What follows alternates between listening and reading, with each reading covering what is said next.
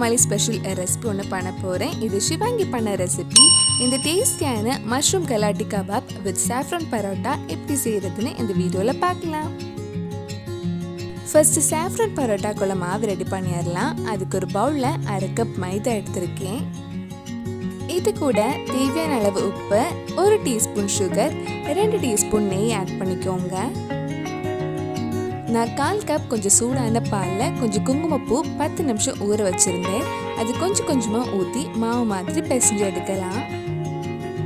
மாவு 10-15 நிமிஷம் கிட்ட நல்லா பிசைஞ்சாதான் பரோட்டா நல்லா சாஃப்டாக கிடைக்கும். இந்த மாதிரி மாவு நல்லா பிசைஞ்சதுக்கப்புறம் கடைசியாக கொஞ்சம் எண்ணெய் ஊற்றி மறுபடியும் ஒரு 5 நிமிஷம் மாவு பிசையலாம். நல்ல மாவு பிசைஞ்சதுக்கப்புறம் ஒரு ஈர துணி வச்சு 30 நிமிஷம் மூடி வச்சுருங்க. இப்போ ஒரு பேனில் 1/4 கப் பாதாம் ஆட் பண்ணி நல்லா ரோஸ்ட் பண்ணலாம்.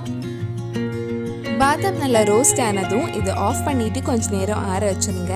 ஆறினதுக்கப்புறம் ஒரு மிக்ஸி ஜாருக்கு மாற்றிட்டு நல்லா ஃபைனாக பவுடர் பண்ணி எடுக்கலாம். இப்போ ஒரு பேனில் கொஞ்சமாக எண்ணெய் கொஞ்சம் நெய்யும் ஆட் பண்ணுறேன். எண்ணெய் சூடானதும் இதில் ஒரு பிரியாணி இலை, ஒரு சின்ன பீஸ் பட்டை, 2 ஏலக்காய், 2 கிராம்பு, ஒரு சின்ன பீஸ் ஜாவித்ரி, ஒரு நட்சத்திர சோம்பு, 1/2 டீஸ்பூன் ஜீரகம், 1/2 டீஸ்பூன் நல்ல மிளகு சேர்த்து லைட்டாக கொஞ்சம் வதக்கலாம்.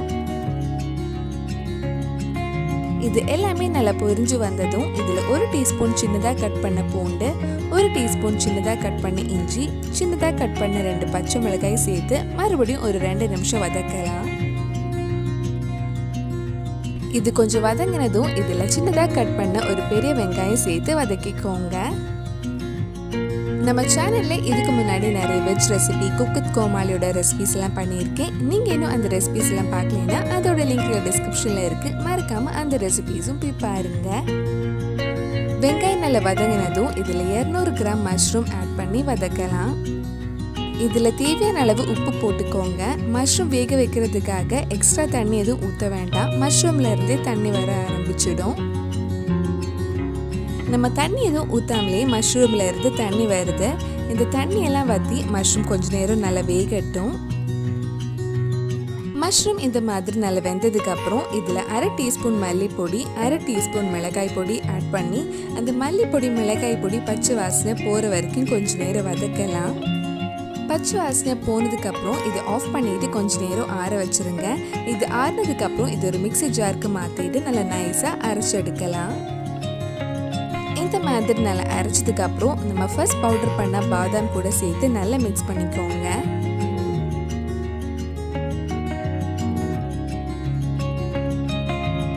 இந்த மாதிரி நல்லா மிக்ஸ் பண்ணதுக்கப்புறம் நம்ம இதை ரவுண்ட் ஷேப்பில் தட்டி ஒரு தவாவில் ஷாலோ ஃப்ரை பண்ணி எடுக்கலாம். நான் ஒரு நான்ஸ்டிக் தவா எடுத்திருக்கேன். அதில் 2-3 டீஸ்பூன் நெய் ஸ்ப்ரெட் பண்ணலாம்.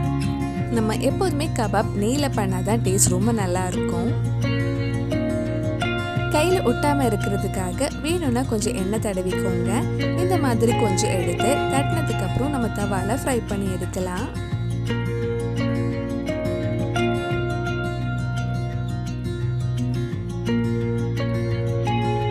ஒரு சைடு ஃப்ரை ஆனதும் மெதுவாக திருப்பி போட்டு இன்னொரு சைடு ஃப்ரை பண்ணி எடுக்கலாம்.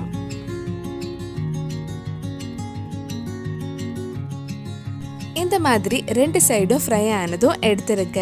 நம்ம டேஸ்டியான மஷ்ரூம் கலாட்டி கபாப் ரெடி ஆயிடுச்சு. அடுத்தது நம்ம சாஃப்ரான் பரோட்டா ரெடி பண்ணலாம். நம்ம ரெடி பண்ணி வச்சிருக்கிற மாவுல இருந்து கொஞ்சம் மாவு எடுத்து நல்ல மெல்லிசா நைஸா பருத்திக்கோங்க. மாவு ஒட்டாம இருக்கிறதுக்கு வேணும்னா கொஞ்சம் எண்ணெய் தடவிக்கலாம்.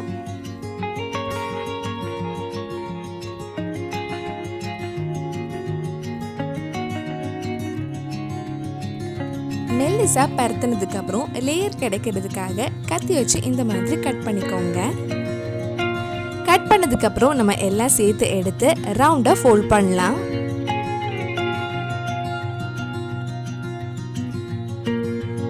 மறுபடியும் இது ஒரு ரவுண்ட் ஷேப்பில் பருத்தலாம். ரொம்ப பெருசாக வேண்டாம், சின்ன சைஸ் போதும். ரொம்ப டைட்டாக ப்ரெஸ் பண்ணாதீங்க, லைட்டாக கொஞ்சம் தேய்ச்சி விட்டால் போதும்.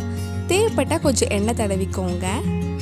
பரோட்டா ரெடி பண்ணுறதுக்காக ஒரு தவாவில் லைட்டாக கொஞ்சம் எண்ணெய் தடவிக்கோங்க. பரோட்டா ஒரு சைடு வெந்ததும் திருப்பி போட்டு இன்னொரு சைடும் வேக வச்சு எடுத்துக்கோங்க. ரெண்டு சைடுமே நல்ல லைட் கோல்டன் கலர் ஆகணும். அவ்வளவுதான், ரொம்ப டேஸ்டியான மஷ்ரூம் கலாட்டி கபாபும் சாஃப்ரான் பரோட்டாவும் ரெடி ஆயிடுச்சு. இது ரெண்டும் சாப்பிட்டதுக்கு ரொம்ப சூப்பராக இருக்கும். கண்டிப்பாக நீங்களும் இந்த ரெசிபி உங்கள் வீட்டில் செஞ்சு பாருங்கள். பிடிச்சிருந்தா இந்த வீடியோவை லைக் பண்ணுங்கள், உங்கள் ஃப்ரெண்ட்ஸ் அண்ட் ஃபேமிலிக்கு ஷேர் பண்ணுங்கள். வேறு நல்லா குக் வித் கோமாளி ரெசிபி நம்ம சேனலில் ட்ரை பண்ணலான்னு கீழே காமெண்ட் பாக்ஸில் சொல்லுங்கள். நீங்கள் இன்னும் என்னோடய சேனலை சப்ஸ்கிரைப் பண்ணலைன்னா மறக்காமல் சேனலையும் சப்ஸ்கிரைப் பண்ணுங்கள்.